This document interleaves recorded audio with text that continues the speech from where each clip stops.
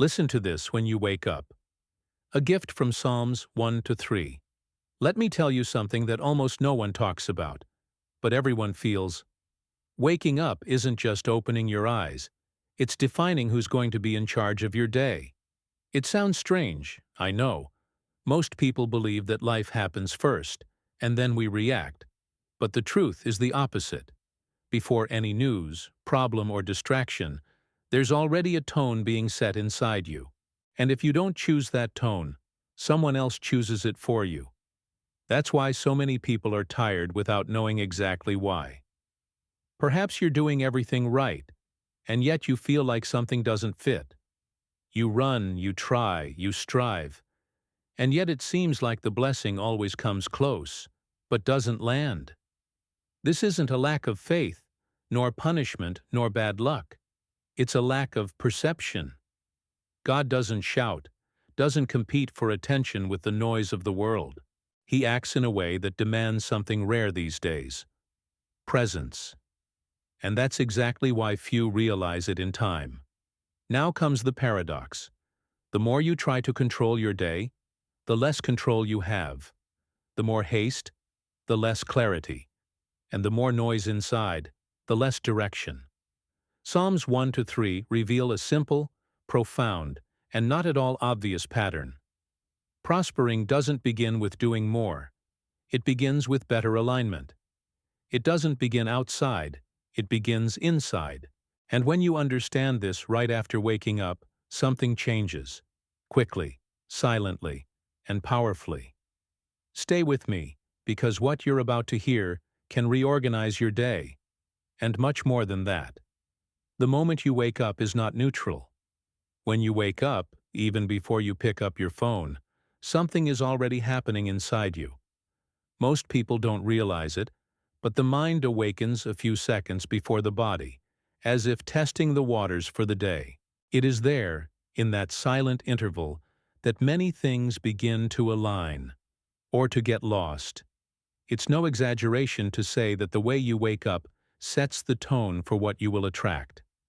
God is trying to bless you, but the blessing almost never arrives in a rush. It arrives when it finds space, and that space is created right after waking up. Perhaps you've experienced this before. Some days start heavy for no clear reason, others start light even with problems on the horizon. This is no coincidence. The mental state in the morning acts as a fine-tuning, almost an internal calibration. When you wake up stressed, complaining, or already worried, it's as if you close the door to perceiving subtle directions. Now, when you wake up with presence, even tired, something changes. It's not magic, it's perception. And perception is the soil where blessings grow. Psalm 1 already begins by showing this pattern, even without explicitly saying so. The blessed man does not walk in the automatic flow of the crowd. He chooses the pace. He decides where to fix his mind early on. This explains why so many miss the blessing without even realizing it passed by.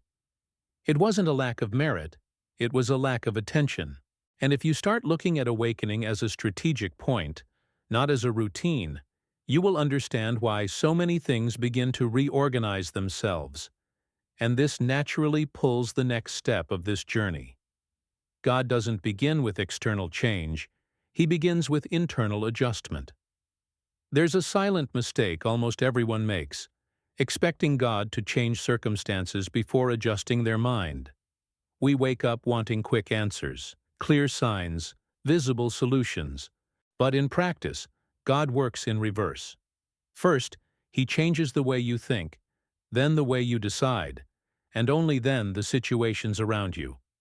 When you feel that something inside is different, calmer, more attentive, less impulsive, that's already movement.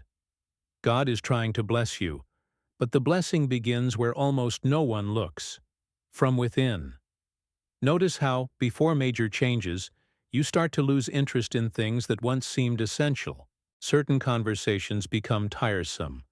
Some goals no longer excite you as much, and even the sense of urgency diminishes. Many people call this discouragement, but it's not. It's internal adjustment. It's like when you organize a house before receiving an important visitor. First you remove the excess, then you think about what remains. God does this with the mind. He clears away noise, repositions priorities, and prepares space for something that requires maturity. The problem is that those who only value external change ignore this process and end up sabotaging what is being prepared. They force doors open, insist on shortcuts, and become frustrated when nothing works. But when you understand that internal adjustment is part of the blessing, anxiety begins to lose its power. You start to notice small signs, simple decisions, and calm intuitions. And that's exactly when everything starts to take on a different logic. A logic that explains why God almost never makes a sound when He is working deeper. The mistake of expecting loud signs when God speaks in silence. Many people miss out on blessings because they're waiting for something too big to notice what's already happening. An obvious sign, a dramatic turnaround, an external confirmation that leaves no doubt. But God rarely works that way. He doesn't compete with the noise of the world. While you wait for an impact, He works on the details. An idea that arises effortlessly, a conversation that changes your perspective, a subtle discomfort that prevents you from staying in the same place. This isn't confusion, it's silent guidance. The problem is that we've been trained to value only what is visible and immediate. If it's not fast, we become suspicious. If it's not intense, we ignore it. But silence is not absence. It's an environment of construction. Think of a seed. It doesn't make noise when it grows, but it works intensely underground. Whoever digs it up before its time kills the process. In the same way, when you force answers while God is adjusting roots, you end up delaying what was already in motion. Perhaps you've already felt this. The quieter you become, the more clarity appears. Less desire to argue, less need to prove anything, more security in waiting. This is not weakness, it's spiritual maturity. Few realize it in time because they confuse silence with stagnation. But those who learn to respect this rhythm begin to see invisible patterns, and these patterns reveal why some people prosper in peace, while others live running without getting anywhere. And it is precisely there that the Psalms begin to reveal something that changes everything. Psalms 1-3. The unseen pattern of those who prosper, without losing their peace. When you calmly examine Psalms 1, 2, and 3, you realize they don't just speak of faith, they speak of attitude. Psalm 1 begins by making it clear that prosperity is not luck, but alignment. It shows someone who chooses where they step, where they sit, and above all, where they fix their mind. Nothing there is impulsive. It's almost like a silent manual for those who want to grow without getting lost. To prosper in this context is not to accumulate things, but to remain steadfast while everything around changes. Psalm 2 goes on to show another detail that few notice. Not all external pressure means you're off track. Sometimes it's exactly the opposite. When you begin to align yourself, resistance, doubts, and even attempts at destabilization arise. This is not a sign of error, it's a sign of transition. Those who understand this don't react with fear, they react with awareness. Instead of running, they observe. Instead of over-explaining, they position themselves internally. This is a pattern that repeats itself in the lives of those who mature. Psalm 3 closes this cycle with something powerful: confidence amidst adversity. It's not the absence of problems, but the presence of peace. The person sleeps and wakes sustained, even surrounded by challenges. This reveals a little spoken secret. True prosperity begins when you learn to rest without losing direction. Few realize this in time because they are too busy trying to control everything. But when this pattern begins to make sense within you, something changes in the way you see your own life. And this opens up space to develop a perception that almost no one practices. Why do so few realize it in time, and how to train spiritual perception? Few realize this in time because they live in reaction mode. They wake up responding to messages, solving problems, chasing after whatever shouts loudest. At this pace, perception becomes dulled. It's not that God isn't speaking, it's that the heart is too busy to listen. Spiritual perception doesn't come from haste, it comes from presence. When you slow down internally, even if the day is full, something begins to become clear. Small signs gain meaning, simple decisions become more obvious, and the path ceases to seem confusing. Training spiritual perception isn't something mystical or detached from reality. It begins with practical actions. For example, before making important decisions, you learn to observe your inner state. Are you agitated? Are you trying to prove something? Are you afraid of losing? These states distort your understanding of life.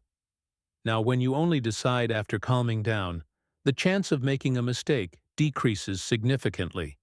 It's like driving in fog. The faster you go, the less you see. Slow down, and the path becomes clear. Over time, you begin to notice something curious. Life starts speaking to you in a more subtle way. A phrase that touches you deeply. A feeling of, this isn't the right path. An unexpected peace when considering a certain route. This is not coincidence. It's sensitivity being refined. Few reach this point because they give up too soon, thinking nothing is happening. But when you understand that perception is a trainable skill, not a random gift, you begin to position yourself differently. And this positioning completely changes how blessings approach. Preparation, maturity, and the ability to sustain the blessing. There's a truth that almost no one likes to face. Not every blessing can come right away. Not because you don't deserve it, but because you're still learning how to sustain it. Spiritual maturity isn't about receiving more. It's about knowing how to maintain it without losing yourself. That's why, before expanding results, God expands consciousness. He strengthens your inner structure, adjusts expectations, and teaches you limits. When that happens, you realize you no longer ask as much as before. The desire ceases to be just about receiving and becomes about remaining well after receiving. Notice how, at this stage, certain temptations lose their power. The need for comparison diminishes, the rush for recognition falls, and even some ambitions change form. This isn't a loss of fire, it's refinement. It's like changing fuel. You leave behind what explodes quickly and start using what sustains in the long term. Those who don't go through this preparation may still achieve something great, but they get lost in the process. Those who accept the preparation grow internally, along with what grows externally. Perhaps you've already noticed that your decisions are simpler. Less drama, less justification, less internal conflict. This is a sign of alignment. When you mature, you don't need to convince anyone of what you're experiencing.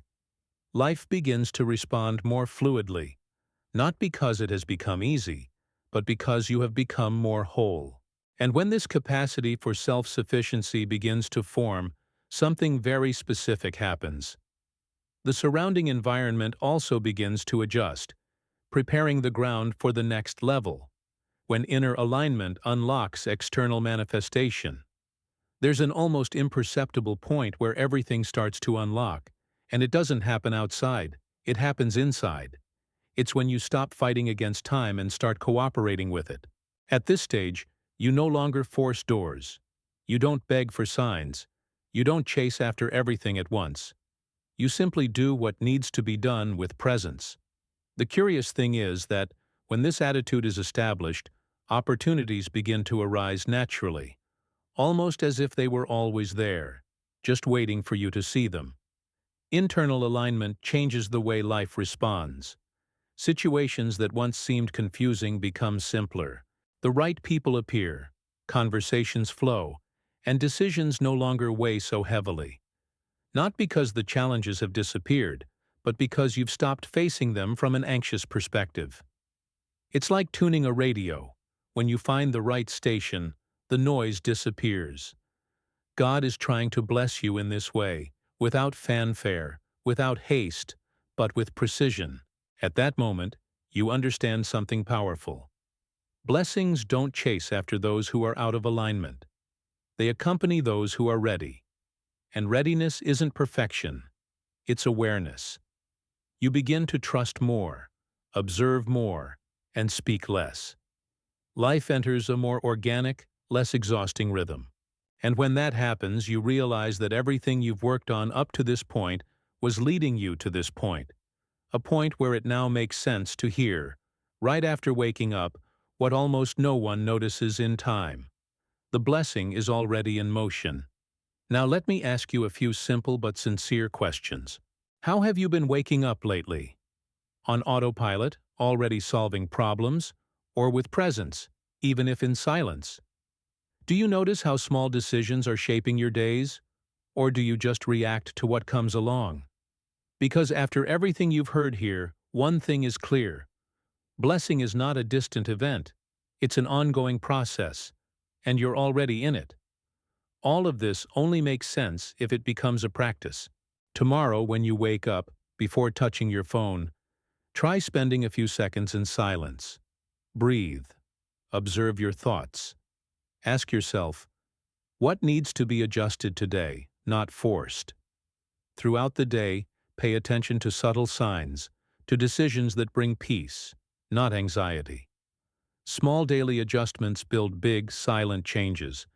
And you already know, God doesn't rush, but He's never late either. Now think about this.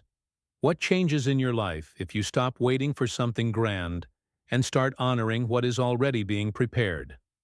What doors can open if you learn to sustain what comes? What kind of person are you becoming in this process? If something here resonated with you, don't ignore it. Interact. Write in the comments what touched your heart the most today. And if this content helped you, subscribe to the channel and turn on notifications. Here you learn to notice what many miss, and that changes everything.